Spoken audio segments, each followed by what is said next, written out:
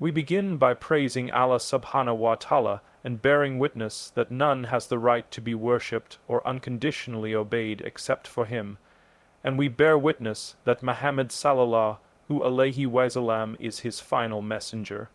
We ask Allah to send His peace and blessings upon him, the prophets and messengers that came before him, his family and companions that served alongside him, and those that follow in his blessed path until the day of judgment.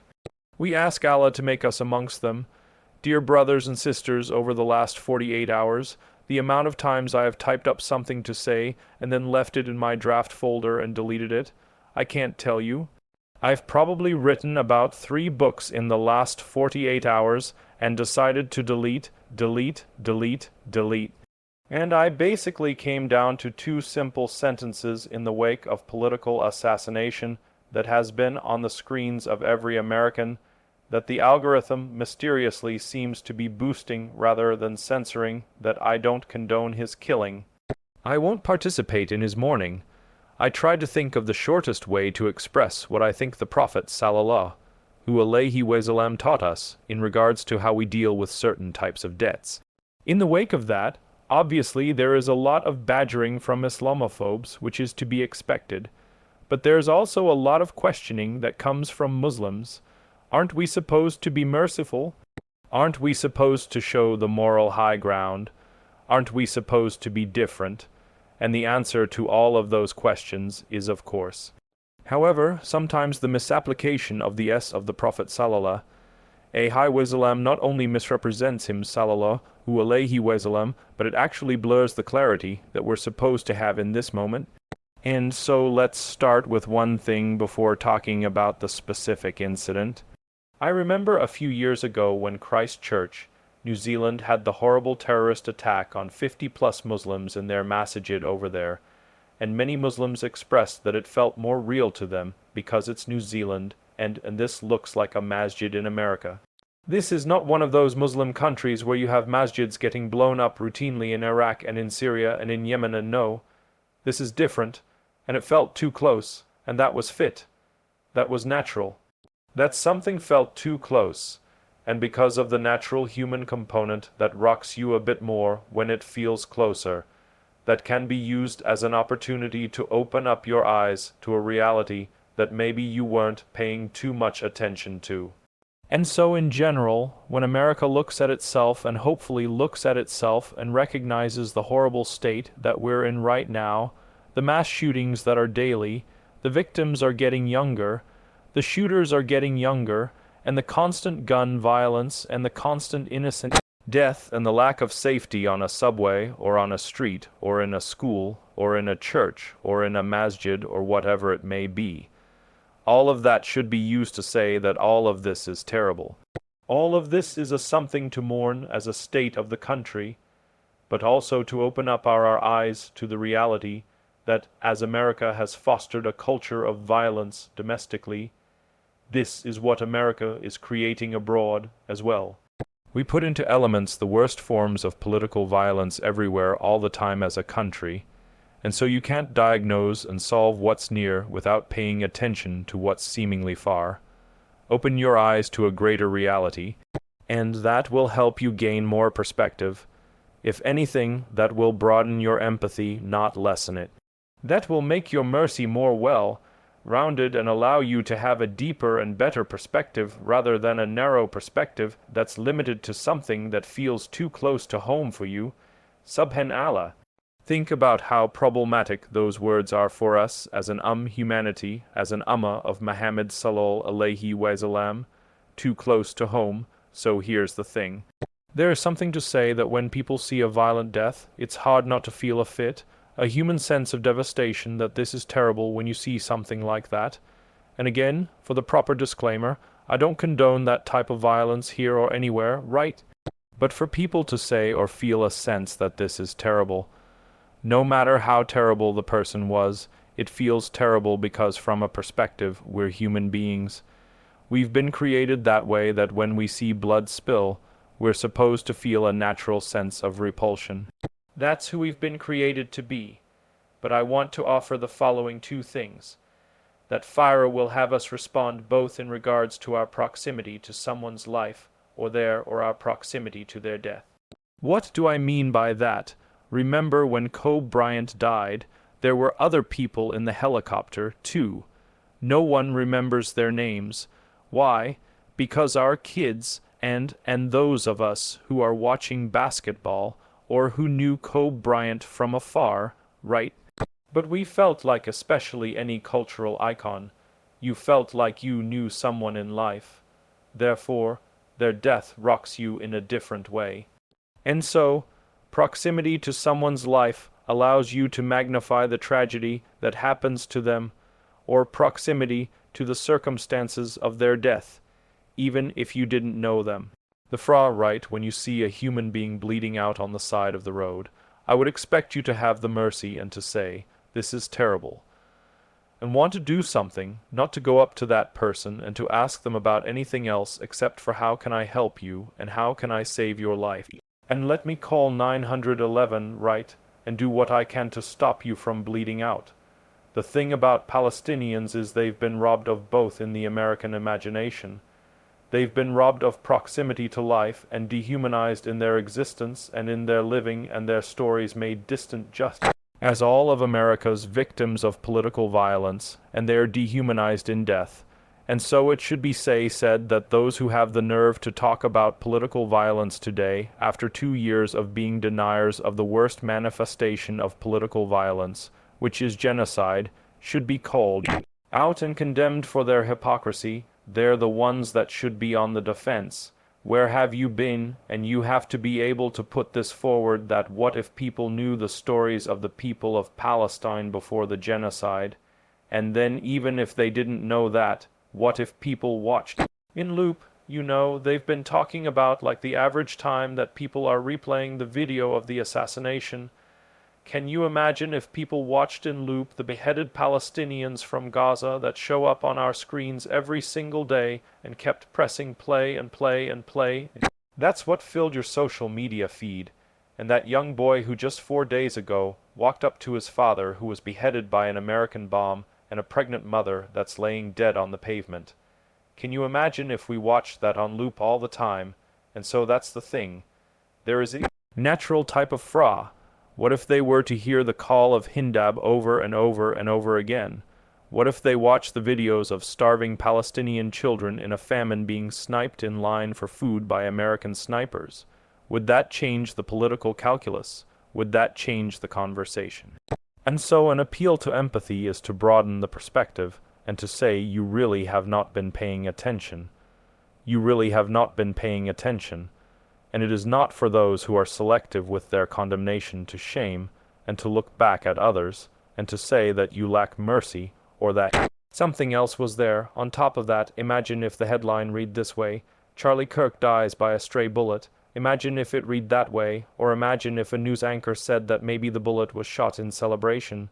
That actually did happen. You know what happened. The news anchor was fired by the end of the night and completely removed.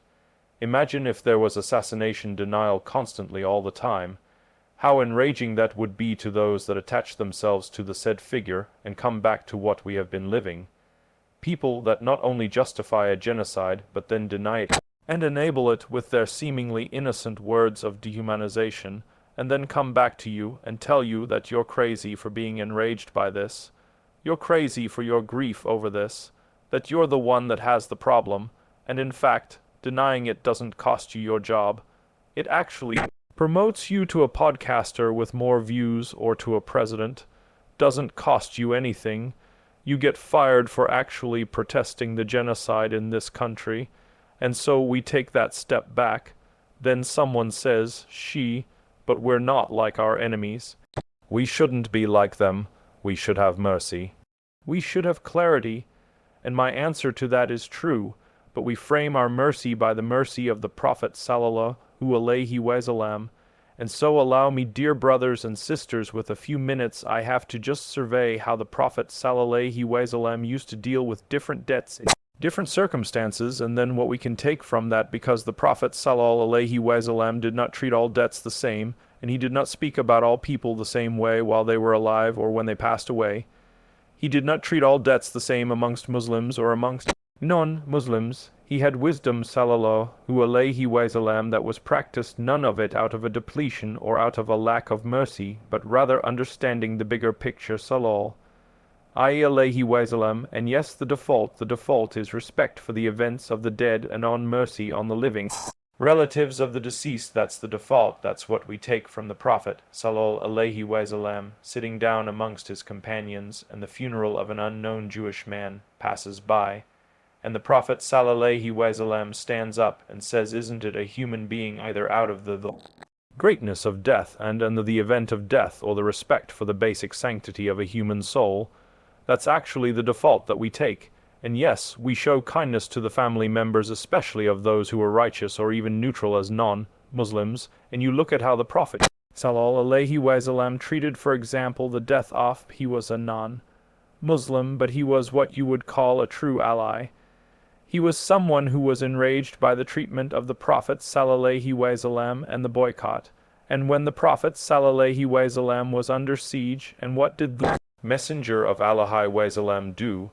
He honored him, but in a way that did not cross any boundaries. He said sallallahu alayhi wasallam after that, if was alive, and he would have interceded on behalf of these people, I would have freed them all for his sake, honoring the nobility of a man. So it is something when a non-Muslim passes away that yes, you can't invoke and things of that sort, or descend into, or rather practice any of those that they themselves did not used to practice, but you can honor the good qualities that they used to have. And the Prophet is saying that would have had an impact on how I would treat his people as well, that I remember what he did. And so there is something to say about someone that was righteous and noble as a non-Muslim, and yes, there is something to say even about anger and sadness for the death of non-combatants of civilians. This is our bigger platform, this is our bigger heart as Muslims. This is the moral high ground that mentioned that when the Prophet saw a woman from the women of the enemy in the battlefield that was killed, he was enraged, sallallahu alayhi wasallam. His face turned red. He said, "Killed her?" He didn't allow that, sallallahu alayhi wasallam. Yes, that's prophetic. She had nothing to do with it. Even if she was married to an enemy of Islam, that did not justify that she herself would be killed. And so, yes, you can absolutely feel sympathy even for the children of even someone who was wicked, that would grow up and that had nothing to do with the evil or what was spewed by their parents, but they're innocent. You should have Rama for that. And that's the same Ra that you have for children all over, right? That's something that you act out of from a prophetic perspective. So the Prophet sallallahu alayhi wasallam, he had that, and the Prophet sallallahu alayhi wasallam taught the companions to restrain their anger with principle always, even in the most heated of moments. Abu Jana, when he mentions in the battle of that, as he fought through the enemy combatants, and he got to back where some of the women were actually beating the drums of war and calling for the death of the Sahaba. He got all the way through, and then he saw himself right in front of him, and she shrieked, and she was one of the main insiders, and he stopped himself and asked him what happened. He said, I honored the sword of the Prophet sallallahu alayhi wasallam too much to strike a woman with it. No matter what she was saying, no matter what was happening, I'm restraining myself. This is different. So the Prophet sallallahu wasallam treated noble non-Muslims in a certain way. He extended that courtesy that he would have had to them, that payback of loyalty to their relatives. And the Prophet sallallahu wasallam treated the family members even of the most hostile people with respect, with mercy, sallallahu wasallam. But how did the Prophet sallallahu wasallam frame the discussion of the deceased in this process? Pay attention to these two. When Abu Jahl passed away, or when Abu Jahl was killed, the of this ummah, the Prophet sallallahu wasallam said after he was killed with all the terror that he wreaked on the Muslims, he said that this is the of this and he called out to Abu Jahl, he called out to those people on the day of O so and so, have you found the promise of your Lord to be true? For verily I have found the promise of my Lord to be true. So he is establishing the premise sallallahu alayhi wasallam that all of that mockery, all of that hatred, all of that enmity, all of that evil, have you now found it to be true, because we have found the promise of our Lord to be true. that's establishing something, but subhan Allah look at the hikmah of the Prophet sallallahu alaihi wasallam. He said that to Abu Jahl, it's done. Abu Jahl was actually someone that was deserving of death. I mean, he killed Muslims, he chased them out, he tried to kill the Prophet, and ultimately died in a battlefield as well. But even with Abu Jahl, how did the Prophet sallallahu alaihi wasallam balance it out? When Abu Jahl became Muslim, the Prophet sallallahu alaihi wasallam got word that some of the people were cursing Abu Jahl in the presence of, and that hurts feelings. No one hurt the Prophet sallallahu alaihi wasallam more than Abu Jahl, or no one suffered more at his hands in the holistic sense than the Prophet sallallahu alaihi wasallam. But the Prophet sallallahu alaihi wasallam said, "Don't curse the dead. It has no use. They have found what they have put forth. Let them be at this point. It's done." And he said, "It's not going, it causes grief to the living, and it's not going to actually reach the dead. They're done, why am I going to hurt?" There is a wisdom here to how I talk about this in this situation. That's not out of mercy to Abu Jahl. It's out of mercy to, and that's out of wisdom to how to build salam as he always would. So yes, there are judgment calls to be made of how you speak of the passing even of a wicked man, and how you elaborate on that, and the effect that it is to have. Now that's with non-Muslims. What about with Muslims? Even with Muslims, the Prophet sallallahu alaihi wasallam differentiated his behavior at death. Those that were known for something evil, or those that did something harmful or haram, and were distinguished by an act of haram. There are multiple times where the Prophet left off praying janazah on a Muslim, but he told other Muslims, "Go pray for your brother." What's the hikmah? Do you think that those people have more mercy on that man than the Prophet has in his heart for that person that passed away? Absolutely not. The Prophet wants to discourage a behavior because how you speak about the dead and what you do with the dead is actually relevant to how the living are going to carry on. There's hikmah, there's wisdom there. No one feels more mercy, and some of the even mention the of the hadith. It might be that the Prophet was, if on the day of judgment his intercession is for the major sinners of the it might be that in private he was seeking forgiveness for them, but in public the Prophet sallallahu alaihi wasallam wanted to send a message that they're still your brother, that's a Muslim. Honor them to the extent that the Muslim has from a bare right, but the behavior has to be discouraged. I don't want people to think that this behavior is okay, and so there's a judgment call that's to be made even in how you speak about the death of a major sinner amongst the Muslims and how that person is eulogized. And then you have the second category, and this one hurts the heart because we're all guilty in this, or most of us, and I don't exclude myself. And you know who these are. These are the forgotten believers. It's not just Kobe and others in the plain, the forgotten believers, the people who aren't known in the community. And when the janazah announcement is made at the local level, 7, 8 people show up. And beyond that, there is an extension of that within the ummah as well. Those are the people who, when the Prophet sallallahu alaihi wasallam comes to the masjid, then he doesn't see the woman that was cleaning the masjid. She wasn't some valiant warrior or someone that was doing something that was of notoriety in the community. She used to clean the masjid, and the Prophet sallallahu alaihi wasallam says, "Where is she?" "She passed away. We didn't want to bother you with her janazah. It was at night. We just did it ourselves. Prophet was upset. Take me to her. I want to honor her. These graves are given light by my dua." He made dua for her, salalam, he made her known. Likewise, there's the companion that's forgotten, and for the sake of time, I go straight to the end of this, where people are claiming their tribesmen at the end of a battle. And he said, "As for me, I'm missing Jim," and he goes to Jib, the forgotten man. He says, "He's from me, and I am from him." This could not be a more accurate and fitting description to our brothers and sisters in Sudan right now, and our brothers and sisters in Yemen and in the Congo and in different places. May Allah console their hearts and give them victory. It is horrible that the attention to those crimes has been subdued even amongst us, and we have to take responsibility for that and change the way that we talk about that. So there is how you talk about the forgotten believers. and finding the forgotten believers and the Prophet sallallahu alaihi wasallam, making them known and making it a point to say that their debts are not insignificant. So just as he would avoid sallallahu alaihi wasallam sometimes, not always, sometimes the funeral of someone that was distinguished, Muslim distinguished by a major sin, he would look sallallahu alaihi wasallam for the Muslim that was forgotten not because of a major sin, but because their status did not make them worthy to the algorithm. They didn't get inserted into your algorithm, and where human beings remember distant in life or distant in death. That's unfortunately what the human response is going to be. But you know who the Prophet sallallahu alaihi wasallam completely acted differently with the shuhada, the martyrs, the people who you could say are least in need of our remembering them in death. I mean, there we assume them to be as such. Like I catch myself making dua sometimes. I'm like, what is my dua going to benefit that person right there? There are people in the calculation who least need the duas. But look at what the Prophet sallallahu alaihi wasallam did.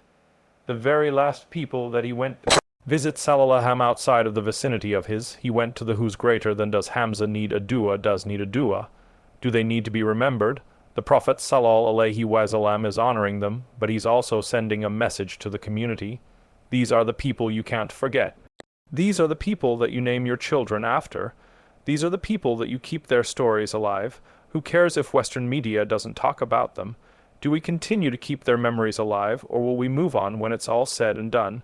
Dear brothers and sisters, not all debt are the same, and the Prophet sallallahu alaihi wasallam definitely taught us that mercy is our instinct.